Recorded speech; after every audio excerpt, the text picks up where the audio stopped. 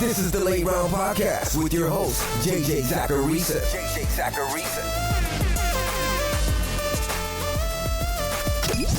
What's up, everyone? It's JJ Zachariason, the editor-in-chief at FanDuel and at NumberFire.com, and this is episode 259 of the Late Round Podcast, one of the many shows that are part of the NumberFire Podcast Network.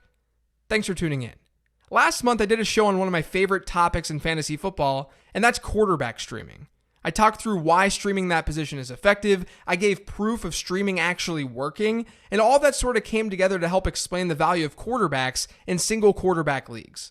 For those of you who don't totally understand what streaming's all about, it's the art of playing different waiver wire players and spots in your fantasy football lineup based on matchup. And since you're only starting one quarterback, one tight end, and one defense in your standard lineup, streaming those positions is far easier than streaming a running back or a wide receiver. They're in less demand. There's less of a need to be rostering a ton of quarterbacks, tight ends, and defenses. So there's more usefulness sitting on the waiver wire each week as a result. By this point, most people are drafting their quarterbacks late because of the depth of the position, the demand the position brings in fantasy football, and the fact that you can effectively stream in most leagues. But tight end average draft position data doesn't look the same as it does at quarterback. Since it's a onesie position or a position where you're only starting one in your lineup, does that make sense? That's a question I'm going to be focused on over the next 2 weeks of the Late Round Podcast. Today, we'll look at the viability of streaming the tight end position. Can you stream tight ends as effectively as you can stream quarterbacks? But then next week, the plan is to do a follow-up episode with my buddy Rich Rebar, who recently just joined SharpFootballAnalysis.com with analyst Warren Sharp. Rich and I will look more at the 2019 tight end landscape, and we'll see if drafting Travis Kelce in the first round is a smart idea. It should be a fun couple of weeks before I start getting into more of the standard fantasy content like players to target, players to avoid, bold predictions, and so on. Before getting into today's topic about tight end streaming, I wanted to remind you guys that the last major golf tournament of the year is upon us, and FanDuel is offering up something extra for a subpar performance. Enter the PGA Eagle or the PGA Stinger contest, and if any golfer in any of your lineups gets the lowest single round score of the tournament, you'll get a share of the $10,000 bonus on top of any regular contest winnings. To enter, go to FanDuel.com or download the app today. Eligibility restrictions apply. So let's talk about tight end streaming. Some of the concepts today are going to sound familiar because I talked through a lot of them last year on an evergreen episode about tight ends, about the tight end position. So no, you're not hearing some repurposed podcast. There's new information here, but it's building off of what I talked about last year. Now, a lot of you guys know this, and you definitely know it if you listen to the quarterback streaming episode, but I've got another podcast called Living the Stream. It's a much different podcast than this one, but it is about fantasy football. On the show, my co-host Denny Carter and I give streaming recommendations each week for quarterback, tight end, and defense.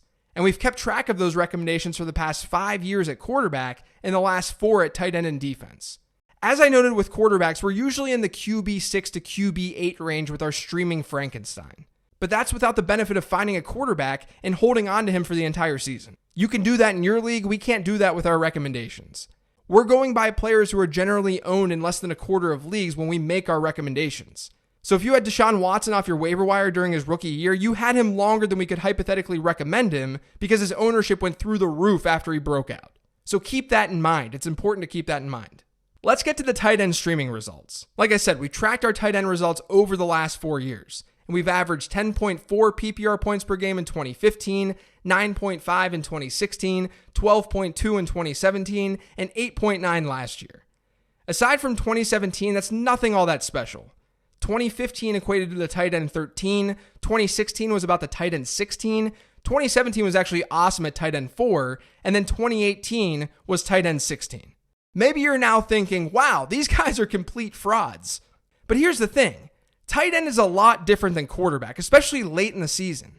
It's a lot harder to find usable players in weeks 11, 12, 13, when there are only a handful of guys getting consistent targets in their offenses.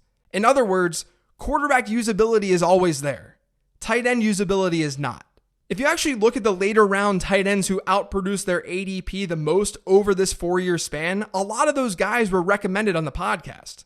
Like, I love George Kittle last year. And Jared Cook was a week 1 streamer last season on Living the Stream. Had you just gotten Jared Cook, you would have had the tight end 5 and 12.1 PPR points per game last season. Instead, our streamer looks like Jared Cook with one leg with its 8.9 points per game average. I'm not trying to make excuses for some of the bad picks that we made. We made bad picks. That's going to happen. But we need to be real with how the tight end position works. Volume is scarce at the position, so most teams are going to be looking for that player once the season gets underway. At quarterback, every team is going to feel pretty good about who they have at their quarterback spot.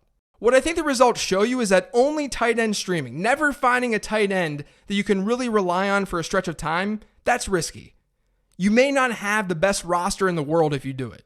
However, we have to remember that you're not spending anything in order to put that Frankenstein together. If we average out how our tight end streamers have done, you're looking at a low-end tight end 1. And if you remove that tight end 4 season that we had, because it does look like an outlier, we've got a high-end tight end 2. That's not necessarily ideal. It's not awful, but it's not ideal. Now, the reason tight end streaming is more difficult than quarterback streaming, it has to do with supply and demand for sure. There are far more usable quarterbacks available each week.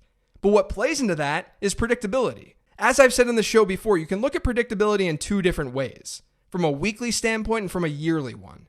At the weekly level, we're really asking how predictable was this single performance. And to help with that, we've got a statistic called the coefficient of variation, or CV, which is a data set's standard deviation divided by its mean. Since a data set with a larger standard deviation may be skewed by larger numbers, like quarterbacks scoring more points and therefore having a larger standard deviation, dividing by the mean allows you to compare across data sets. In this case, across positions. You can compare quarterback to running back to wide receiver to tight end. If you measure the CV for positional groups, so QB1 to QB6 or RB1 to RB12 for instance, you can compare and contrast the predictability or the true variability of each group. To keep this short and sweet as possible, what I found is that quarterback has the lowest CV, or it shows the least amount of variability. That naturally makes it more predictable. Tight ends are generally pretty unpredictable on a weekly level, except at the top tier. This is actually one of the advantages that you get when having an elite tight end that's not talked about enough. It's not just the point differential advantage that you would likely get with a player like that, with a Travis Kelce, but it's having a more predictable asset at an unpredictable position. But here's the thing. You have to ask yourself, who are these predictable assets? In other words, how do we secure one of those elite tight ends in order to have that advantage?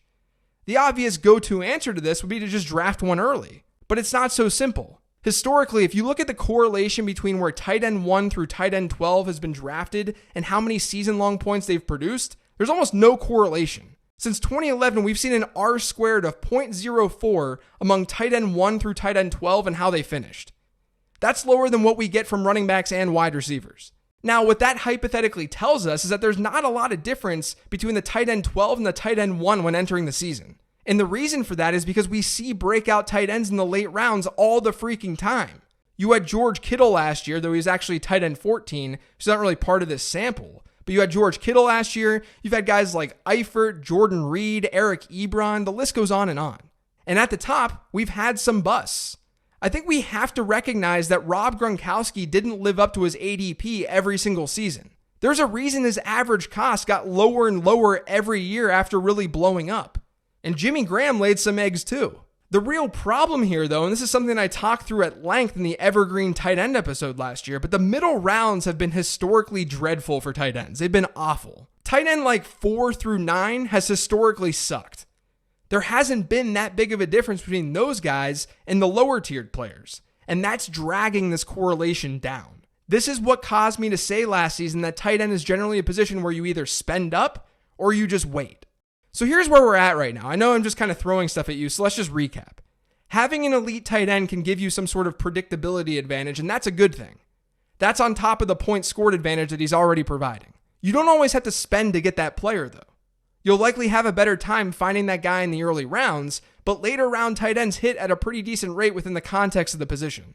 But digging even deeper than that, unlike quarterback, your safety blanket isn't exactly the same with tight end. It's harder to stream the position. It's more difficult to find usable pieces on the waiver wire. So to these specific points, it may seem like getting Travis Kelce, getting Zach Ertz, getting George Kittle, that making that choice is logical. That spending at tight end makes a lot of sense. And that's what we call a teaser.